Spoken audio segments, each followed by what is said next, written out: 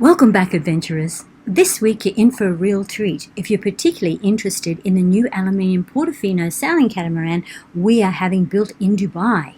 That's right, it's now time for all those fine detailed decisions that have to be made as we are having the boat built from scratch. Right here, we're going to cover topics such as drinking water solutions from an aluminium tank, water collection solutions, sparkling water on tap, literally, and windlass design, along with a camera. And we speak to one of our followers who has been sailing with a Boomfarer for more than 15,000 miles. So you don't want to miss that one. And so much more. Last but not least, we reach out to you guys to help us name this boat. So kick off your shoes and come barefoot with us, because it's going to be a good one. We are John and Ali, the Barefoot Doctors, sailing and travelling around the globe. Join us as we share the adventure and explore the beauty of the world, because life is better barefoot. Well, welcome back, guys, to another episode of Barefoot Doctors Sailing. And this week, it's a bit of a different episode because we are doing a special on the Portofino update, and it's about all the choices we have to make. Decisions. To create the ultimate aluminium catamaran. Yeah, the Portofino 52, we are having to make decisions which will lead to it either being an absolutely phenomenal beast or not. I love your positivity. So the thing is that these are really important decisions, because when you make decisions as you're fitting out your catamaran and making or making decisions about the planning and the design, because we're actually designing this from scratch. So very simple things like, is water going to flow off the decks into the aft cockpit, which is a common problem in all the boats that I'm aware of. Certainly all the production boats get water flowing down steps and steering stations, and you get water in the aft cockpit. So these are kind of very fundamental decisions that have to be made, because we have experienced a lot of those sort of problems in the past, and our friends have too. So we're taking all the experience that we have, plus all the feedback we've had from other people on other boats, to try and get rid of all those little things. Now, Rafael has also had 40 years of experience in the industry, repairing catamarans and fixing up things, so he's working from the engineering side to get rid of all those problems. Then we've got the design team in Italy, so an amazing team of experts there, that between all of us pulling together the ultimate sailing catamaran. And of course, everybody probably watches all these other new boats that have been produced, and they're all going back to the factory for warranty issues, huge issues with the Vagabonds, with the Winds, and with Ruby Rose. They're all got multiple problems, engines having to be replaced. If the boats are designed well, then the warranty issues are minimized. But seriously, good design is of fundamental importance for getting boats that don't break down. A good example of that, which Rafael has mentioned in a previous episode, is if you put a high powered DC generator or an alternator on a Yanmar engine, if you don't engineer it properly and have the brackets to be very strong to take the extra force that's required, thicker belts, plus the belts have to go around 2/3 of each of the rollers that you're using. If it just goes around like a normal fan belt does, it's not going to work. It's going to break very quickly. It's going to slip because the force is so great. And the people that have put on high voltage alternators on their boats will know exactly what I'm talking about. So this is all about design it properly from the beginning and avoid the problems in the future, so we don't have to go back to the factory for warranty repairs. But we will see. But of course, this is completely different to what happens when you buy a production boat. They give you options, but they're minimal. But what we're doing, we're virtually building the ultimate sailing catamaran from scratch. The 52, we are the first, and we're working very closely with the guys at Portofino, the design team and everything. And there's lots of really super important decisions, because we know we've got another 6 or whatever it is. I'm talking about the boats that are coming next. You know, we've got to make sure that the decisions that we are making are also good for those guys as well. Obviously, our boat will be built, and then the things that don't work will be modified in subsequent builds, which is nice for them. But we want to get it right first time, so we don't have those those sort of problems down the track. We feel there's quite a responsibility on us, not only because for our own catamaran, but also for future people coming behind us. So we want to make the right decisions. All of these choices we're talking about have always been on our list of what we want on our dream catamarans. So we've compiled all this stuff, and you know a lot of them, but as we get closer, we'll start introducing the finer tuning stuff. So guys, go and get a cup of coffee, get a beer, or whatever it is that you're poison, and kick off your shoes, because this one's going to be a good episode.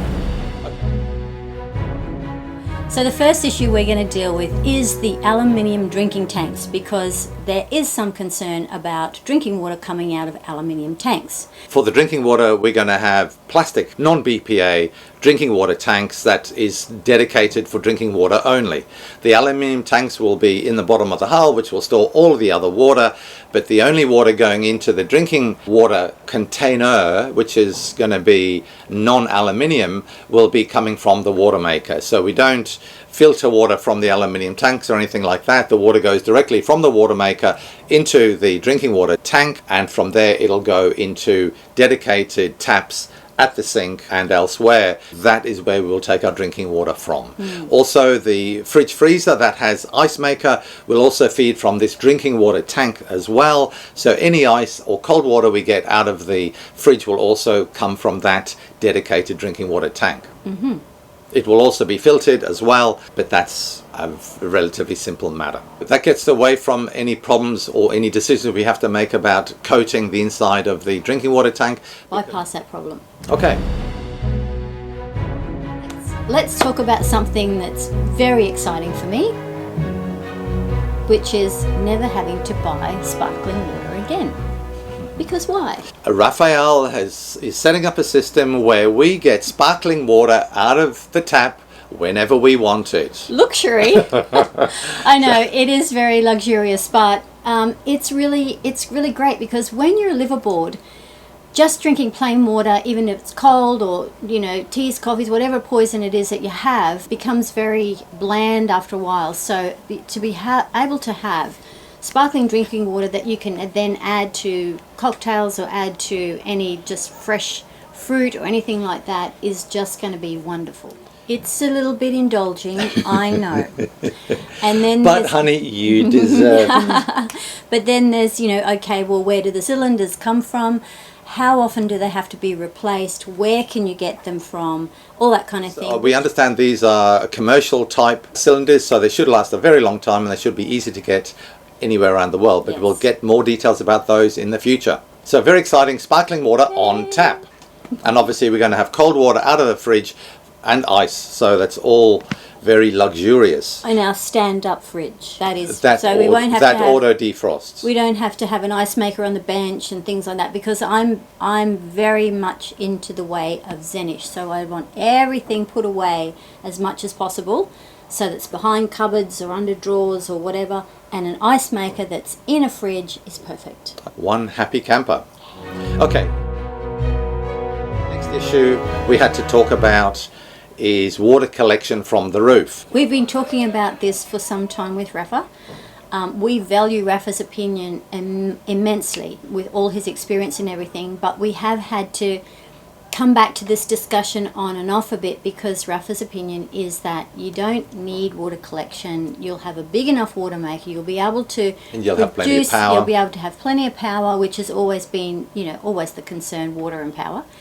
And so in his mind, it's like, but you don't need it, guys. You just don't need it. And the other big concern about the water from the rain was that it can be contaminated, apparently. There's a lot of acid rain around the world. If that gets into your tanks, then, it's certainly not good for you. We're not drinking that water anyway, but it might not be good for the tanks, and you wouldn't want to be washing your boat or yourself with it. I don't know how much of a problem this is. Although Rafa did say that in the Antarctic, after the rain, sometimes there is just black all over the ice from the contamination within the rain and within the clouds and everything like that. So he was saying you wouldn't want that going into your tanks either. So guys, you are the Brains Trust. Please Make comments below about what you know about how good or bad the rainwater is around the world, what risks it contains, both to our personal health, to the boat, when we're washing it down, and the aluminium tank. So if you have any knowledge in those areas, please let us know, because we are very keen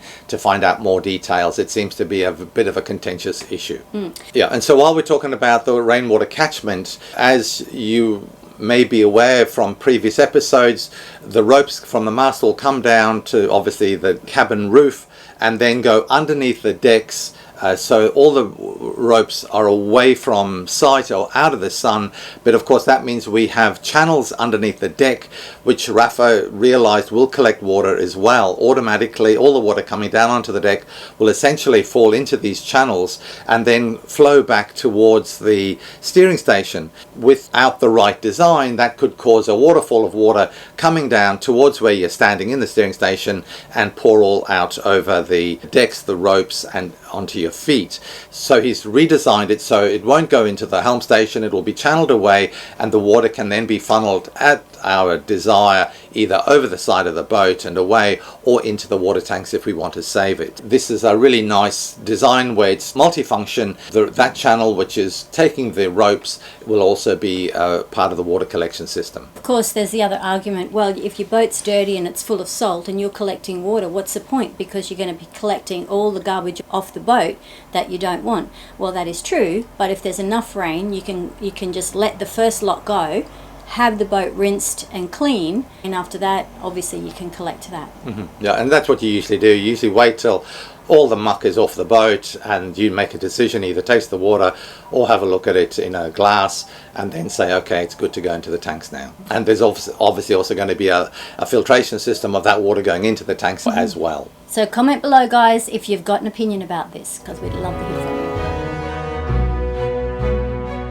So the next issue is about water, and either about rainwater or seawater. When seawater sprays or splashes onto the decks, one of the common problems on a lot of boats is that the water then flows over and comes into the aft cockpit or down from the steering station into the aft cockpit, and that of course is a nuisance. And kills our plants. Yeah, look, us poor plants got a big unexpected wave over the side, completely drenched, and our time is like this. Oh, the it's poor so things. sad. They just recovered from the last bloomin' downpour that they had, and now they're all shrizzled. The poor things are all actually, we had plant envy looking at the people next door's plant because their basil is flourishing, and you know, she said, oh, it's not looking too good, and I picked up our poor plant and she went, oh, actually. She said, yeah, one dousing of salt water and that's what happens. Yeah. They just shrivel up. Yeah. Okay, so the thing with this is, well, two aspects really. One is around the cockpit seat backs, there's going to be a lip. So any water on the side decks cannot flow into the cockpit, but that lip will also be an absolutely perfect attachment point for our drop downs that'll be coming down from the ceiling. So it'll give absolutely solid and waterproof attachment points for the drop down, so the water, whether it's rain or seawater, will flow down off the drop downs onto the deck and then flow away down off the stern or off the side decks into the sea. So that's one of the specific design features that I really don't see on other boats. So we're getting these nice slips for the cockpit drop downs. The other specific thing we're doing with the drop downs, so you want to say something? Right Okay, honey. So what I was going to interject here is the fact that we've said to the design team and to Rafa, we don't want it looking like an afterthought. After the boat has been built, then you've got to find a way of going around all stairs and trying to attach to this, and that's got to be pulled and velcro, but then the water comes through there. And so this is going to be designed, purpose built for keeping all that cockpit nice and secure. The design features that we altered way back was so that the aft cockpit and the helm position were designed specifically to allow the drop downs to be made so they are an integral part of the boat, and they are clearly fitted for the boat, so they work well, they're simple to operate, and they will be very slick looking and functional, but be a part of the design. Which is perfect. While we're talking about drop downs, let's talk about the next feature, which is something that we really love that we wanted to bring to the Portofino, which is flush rolled up drop downs into a channel somehow. So what you're talking about is they can be rolled up into recesses in the roof of the aft cockpit and be completely invisible when they're rolled up. That's right. And another reason is so it doesn't look like an afterthought. Aftermarket, they put down these drop downs and you roll them up and they're hanging down. Yeah. And that increases your windage, and if there's any dust or rubbish around, like in the air, they get full of dust. So hide them away. They're completely covered. They've got a little cover, and the Leopards do have that design for their own factory drop downs, but when you put the fully waterproof drop downs down, they don't fit into those recesses. So the Portofino is having a properly designed recessed drop down holder. When the drop downs are rolled away, you cannot see them. Yeah, so they're flush with the roof. Nice and zen-ish, just like I like. Obviously, looking at the design of the boat, we have the front cockpit, we have a door that opens out into the front cockpit. Which is really a hatch, isn't it? Which is a watertight hatch, exactly. And we know they work very well because they work very well on the Leopard 50s and 45s. They have 3 handles that apply the pressure, keep the doors waterproof, and unless you haven't done them up, they don't leak, and they're very effective, and we love them because it gives you immediate access to the front of the boat without walking around the side. In that big area, you have the door or the watertight hatch in the middle, but in the Leopards you also have these 2 port lights or opening hatches that allow ventilation through into the saloon, and that means you can have the door closed but still have ventilation. You just need more ventilation in hot climates, and the windows on the Leopard are placed very well because they're placed fairly high on the panel of glass that's there, or the plexiglass, whatever it is. So even if you've got spray coming over and you have to close that big door hatch, you can crack open those hatches and still allow ventilation through. We felt it really important to encourage Rafa to look at having a couple of those ventilation hatches in that front area, because we know how much ventilation we need, don't we? And now this again is a bit of a contentious issue. Phil Bowman from Balance says absolutely he does not allow any hatches in the front of his boat, and his reason for that is that behind these windows there are their batteries and is their nav station, and that is true. I mean, the downside is, if you're in the tropics, you are going to be absolutely sweltering inside, and I've heard stories from other people that have had boats without that ventilation. They, even with the aircon on, they cannot get the saloon to be cool enough to be civil.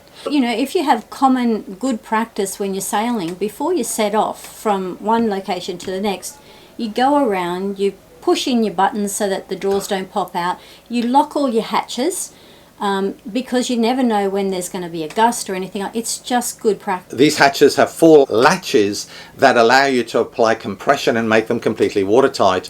When you have rough weather, you have to close at least 2 of them, or preferably 4 of them if it's really bad weather. The HHs have that big opening window. Again, you have to use good practice. Close the windows when you're sailing, because even when you're sailing in relatively calm weather with those big hatches on the HH44, that's a big space that will get spray, and it's low down, so a wave over the bow will flow in. So you know you have to close them, and that's what you do. The benefit from these ventilation hatches is enormous. We use them all the time. We are so thankful for them. Obviously, on really hot days when we're at anchor, the doors are open, the ventilation hatches are open, and we love it. It makes it so much better. And on those really windy days when, you know, we're getting the gusts right from the front, we close the main big door hatch down, and we just crack open the windows a little bit, just enough to keep it ventilated. And it really, between those 3, it really does balance the airflow of the saloon really well, doesn't it? We've had waves just the other day, green water come over the bow and filling up the cockpit, you know, sort of this much above that door area. I was actually inside looking at, and I saw the green water above the glass. So, I mean, it drained out very, very quickly. But in about 10 seconds? Yeah, but you couldn't have it open. Yeah, absolutely. So that's another important feature for us that we think will improve the quality of life aboard on this boat. But you have to take care and use it properly. Well, the next thing I'd like to talk about is the name of the boat.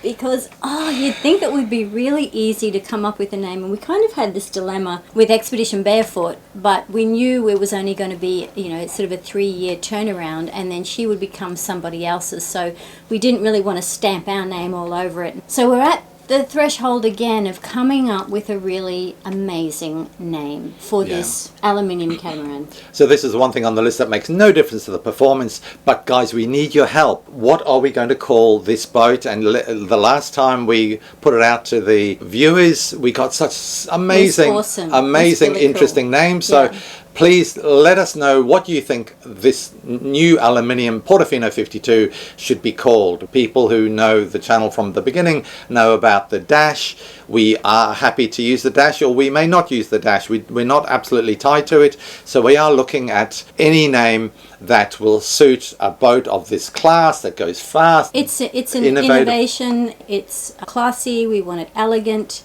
All of those things. So it's more that kind of thing than a playful boat. Yeah, it's breaking new ground. Yeah. One name we had thought of, but we won't use it, is Boulder Dash, as in it's a boulder dash as opposed to a boulder dash.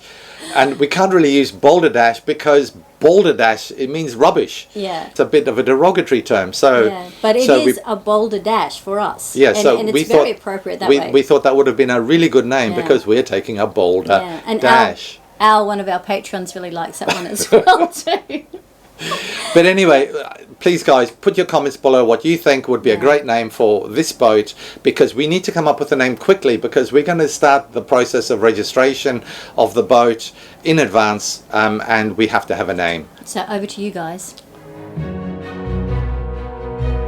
So having just talked about the water flowing over the decks, let's talk about non-slip for the main hulls and the aft cockpit areas. Well, we have made a decision about this, and we've decided to go cork for a number of different reasons. I really like the cork under feet. Well, cork is a good insulator. The decision we have to make with the cork is what colour indentations and kind of corking grooves do we go, because you can go white, you can go black, you can go, I think there's other colours as well. When you guys help us decide on the colour of the hulls and the boat on the outside, then we can go right, or we'll go white, or we'll go black, or we'll go whatever. The cork will add to the insulation on the surface, while there will also be insulation on the inside of the aluminium hull.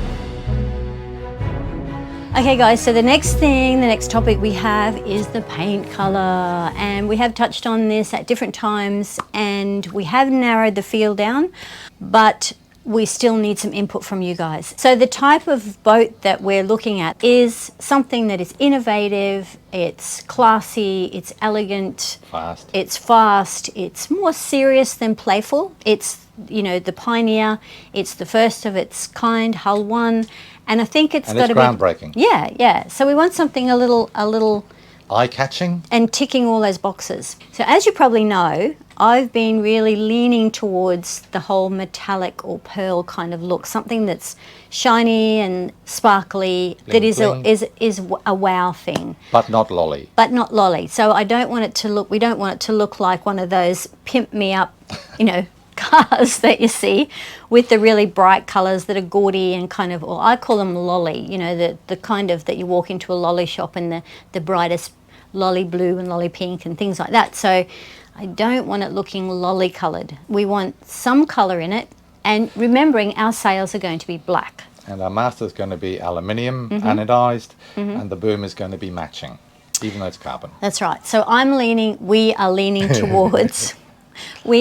towards the silvers, the champagnes, all in kind of a metallic type of tone. Or teal or turquoise. And some of the really deep colours look really spectacular, but they will get so hot we want to avoid those. So it has to be a relatively light colour, so it doesn't absorb heat, but classy. If you look up the colour that most of these flash super yachts are, they're either white or silver. Silver is the the colour that they've, generally tried to go. Guys, look up what colours you think might be good and give a reference, like Mercedes, silver blue, or Arctic blue, BMW, or whatever. Yeah, because a lot of the car colours are the same colours that will be used on the boat. Yeah, and of course we spend our time, we're walking down the road and says, oh, look at that car, look at that car. That's a nice colour. I've been doing that for months. I've also been looking at an opalescent colours, like opalescent white or pearl white or pearl blue. Now, one of the disadvantages about metallic paint is harder to repair and harder to blend repairs in. But that's why I started looking at silvers first, because that's going to be a little less obvious if I bump into a dock and it exposes an aluminium colour under the silver. So anyway, we'll leave it with you guys. Again, comments below, please. And help us out, because it's a huge decision and we really want it to look classy and elegant and gorgeous. So over to you guys. Okay, the other decision we have to make is the colour of the roof and non-slip. Do we use non-slip or do we not use non-slip? Obviously we are going to have solar panels up there, which are going to be the flush fitted ones that have their own grooves in them that make them not slippery, that you can walk on.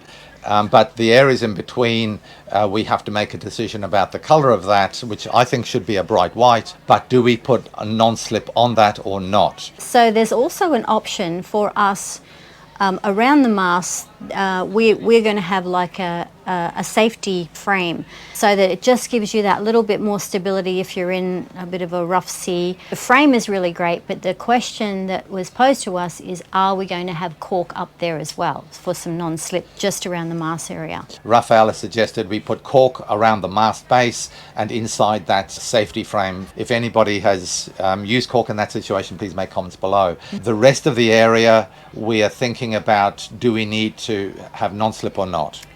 For my money, I think we should have some non-slip up there, because it's just a whole safety factor. Although it mightn't look as schmicko as something nice and smooth, it's safety first, really. It's a horizontal surface. You only see it when you're actually up there or if you're at the helm station. It doesn't affect the aesthetics from a distance. So my inclination is to have non-slip on those areas where you walk to and from the mast. Because it's like a stipple paint, and there's different techniques that you can use for that and different grades of roughness. So that's a decision we're going to have to make, non-slip or no non-slip. And I think safety first. Okay. Yeah. The next thing was how, and this is a question a few people have raised, how are you going to insulate the heat from the aluminium? We had this discussion with Raphael about the heat that you get from the aluminium when it's painted, because we're not going to have the exposed aluminium. And what was his answer to that? And the feedback from that was, you choose a good quality paint, then once you put that paint over top, then it minimises the heat considerably. And he said that the heat of the painted aluminium will be no greater, or it'll be similar to a fiberglass hull. And I mean, certainly the white fiberglass hulls are quite comfortable to walk on in the middle of summer. Yeah. So it's not a problem. So that was really interesting. And while we're talking about the heat and the decks, we've had several people ask us about the foam for insulating the hull on the inside. We are going to do a specific video on that, because it's a very complicated lot of facts that we need to share. It'll be addressed in a video all by itself. And it's not a simple matter of saying, get a fire retardant or a one that doesn't burn. They all can burn given a high enough temperature. And they all smoke. So what we need to do is to make the least burnable one and the least smoke production one.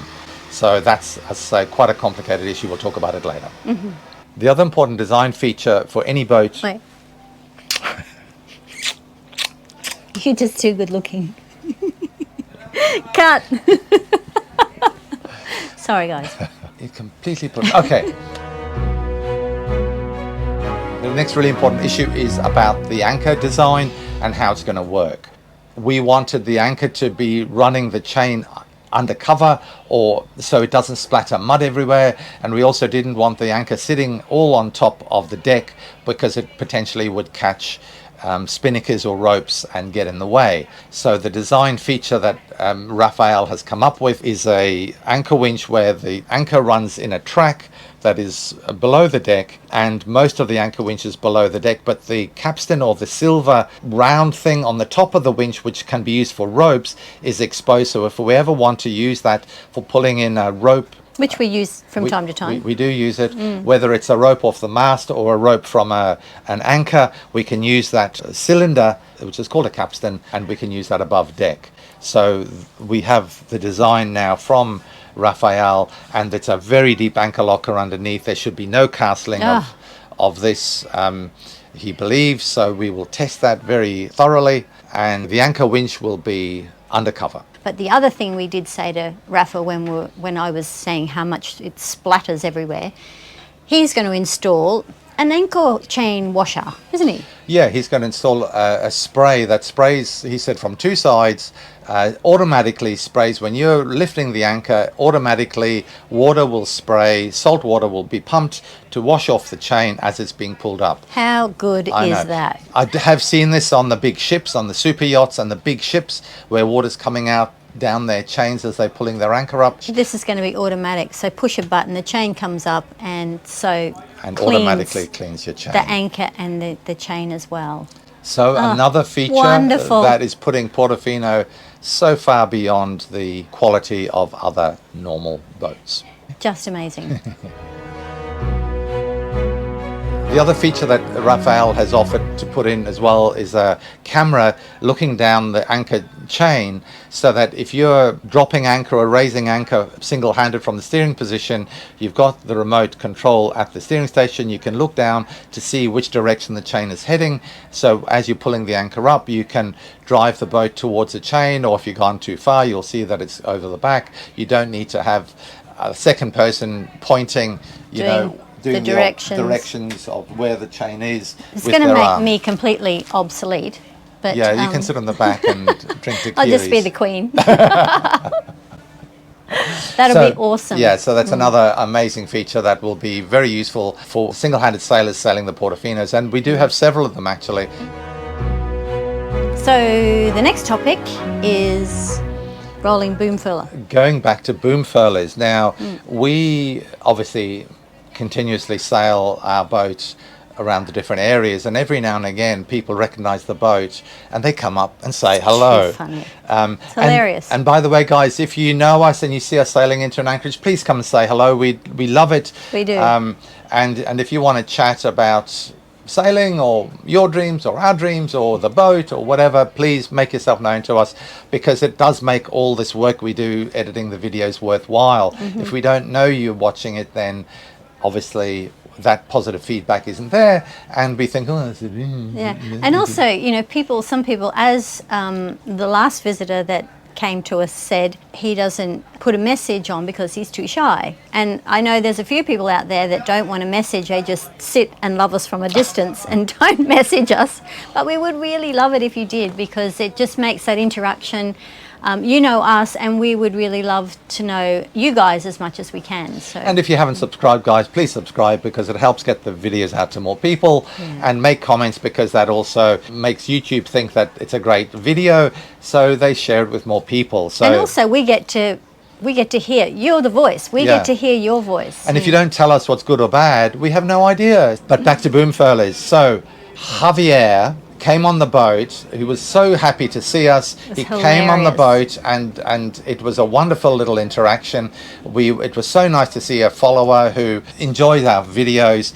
But he has sailed with a boom furler for 15,000 miles. We discussed with him his findings of the boom furler, and here is him coming onto our boat and sharing his information about boom furlers. So welcome, Javier.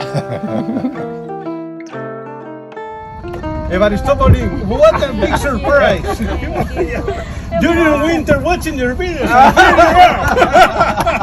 That's rolling. Hi, Javier. And your name is Javier. Javier, Spanish name. Javier. Yeah. You tell us about yourself. Okay. Imagine, I was here, sunbathing in the boat, and I look at the right, and I see a catamaran. Okay. Well, this catamaran? What a catamaran? No, this is not the catamaran. Yes, it's the catamaran. What a bad luck. Well, he was John and Ellie. I saw your channel every week, and so I should go. I know this is not good for me, but I should go. And here I am. And why is it not good for you? I think his opening statement was, I don't know whether to love you or to hate you. Yes. Yes, they are the reason that why I sleep less. No, thank you for your welcome on board. What a pleasure to meet you. Yeah. And so why do we make you sleep less? For the new boat. The new. Wow, what a fantastic boat! I think if you take a black, a white paper and you try to make it better, it's impossible. I think it's the boat of my dreams. So this is the reason I can't sleep. Well, you might just have to come for a sail on it. I will try. Well, Dubai, February next year Well, for the launch. Shakedown if you are cruise. serious, maybe I am. Maybe I am. Yeah. Because that's the winter season for Europe, so you won't be selling your boat. Could be.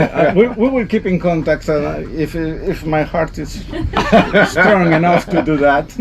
But you've also got a Boomfarer. Yes, So tell us about the Boomfarer and how it is for you. we have a little catamaran from 2018.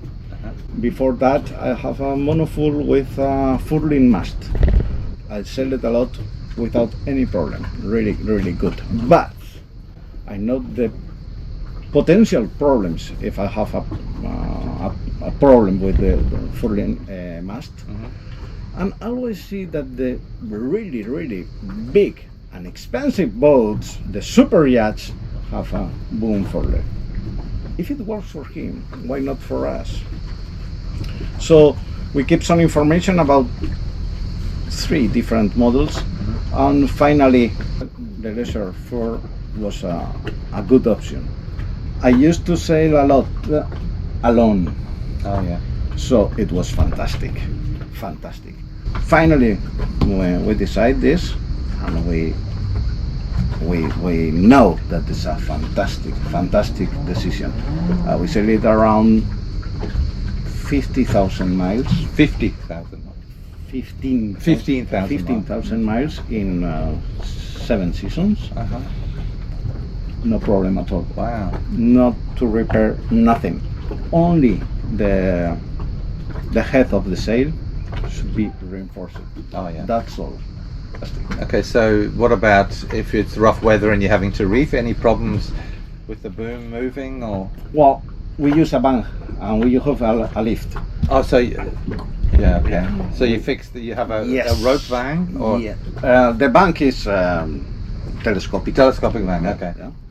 But work with a Not rope. hydraulic, no. Okay, work with a rope. Yeah. But with the lift. Topping lift. The yeah. topping lift Yeah. and this. Uh-huh. You So put set the two, and Exactly. even in waves, you didn't have any trouble. The weight of the boom, you can feel it. You can feel that.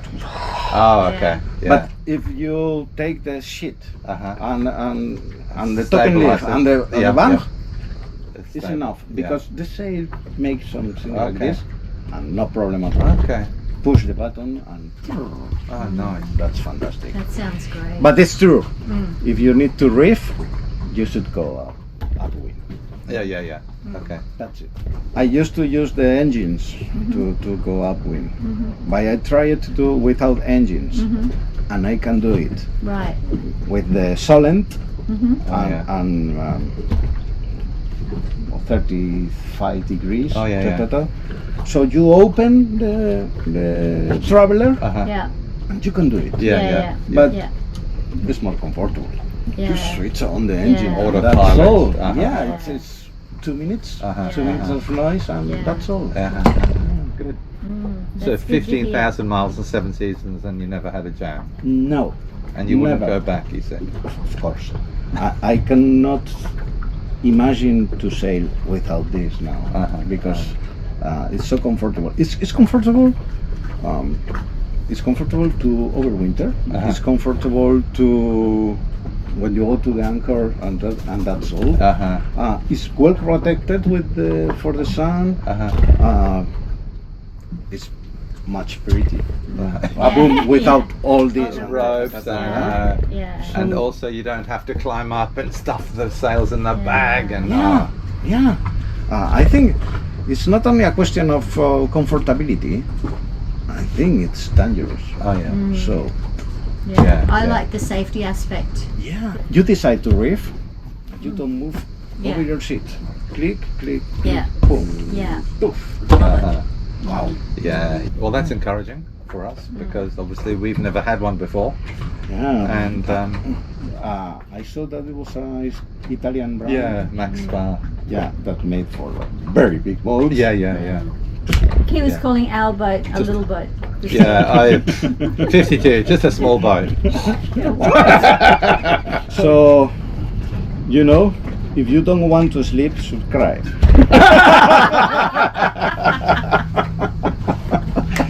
And everybody here that I can go in February to go to the boat, okay? Everybody knows. Everybody's invited. Next chapter in February. Thank you to you. So wasn't that interesting, guys? So you have someone that's actually used it and loves it and would never go back. So thanks very much, Javier, for all your time. It was lovely meeting you, and hopefully we'll catch up later. And as you said, you are invited to come and join us in Dubai for the launch of our boat. He's invited all of you guys to come for the launch of the boat in Dubai in February or January or whenever that's going to be. So you're all invited, according to Javier. Yeah. Actually, you are all invited because anybody who wants to come and see the boat, it's an open door. We'll let you know when the date is. And come on down, the more the merrier. And if you guys are there and you can, you know, bear witness to this amazing event, that it's going to be so awesome, and the more the merrier, and the more people that are interested and loving the Portofino, the more we love it too. So. Yeah, and you know, for all the people that are coming to Dubai, we will hopefully be able to take you out for a sail. Certainly, if you want to come and see the boat, as Javier says, you're welcome to join Javier and us launch the Portofino 52. But let us know. So guys, we hope you've enjoyed this deep dive into all the different options and decisions that we have to make creating the ultimate aluminium catamaran. So we've had a lot of fun, haven't we? We have, and I mean, we really do still believe we are heading towards making a boat that just blows the socks off all the others. There are so many unique features, so many important features that make quality of living aboard better. The performance aspects of it are also truly amazing, but the luxury and the ease of operation and the ease of maintenance of this boat will hopefully be shown to be just incredible. And it's had to come down to someone that is courageous enough and has enough skill and background when we've come up with all these want lists, that they are courageous enough to go, you know what, I reckon we could probably do that. But give me some time and I'll get back to you on that. Or already have said, it's on my list too. So kudos to, you know, Rafa and the Portofino team, because they're making it happen. So we are very excited. It's now about 6 months away, and wow, we've still got lots of decisions to make. Wow, it's exciting stuff, isn't it? It is. It's getting close, guys. So guys, we hope you're enjoying the videos that we put out, the tech videos as well as the destination videos and all those in between, the captain's tips that we put out. So, you know, drop us a line, let us know what kind of videos interest you, what kind of topics interest you, because we'd love to know. Stay tuned, because it's going to just get more and more exciting as the approaching date for the Portofino launch. It's going to get really awesome. So all the best, guys. Hope you enjoyed that episode, and we'll see you next week. Love from us. Bye. Also, thanks to our awesome Patreons for helping us help others in need. Until next week, guys. Hold fast to your dreams, for like the wind in the sails, they propel you towards endless possibilities. And what's your point? My point is, if the boats are designed well, these warranty issues don't arise. Ooh. You know. Ooh. Makeup, hair. We don't don't have peeps, do we? That can bring us water and do our makeup and hair and do dab, dab, dab, dab. We are the dab. peeps. We are the peeps.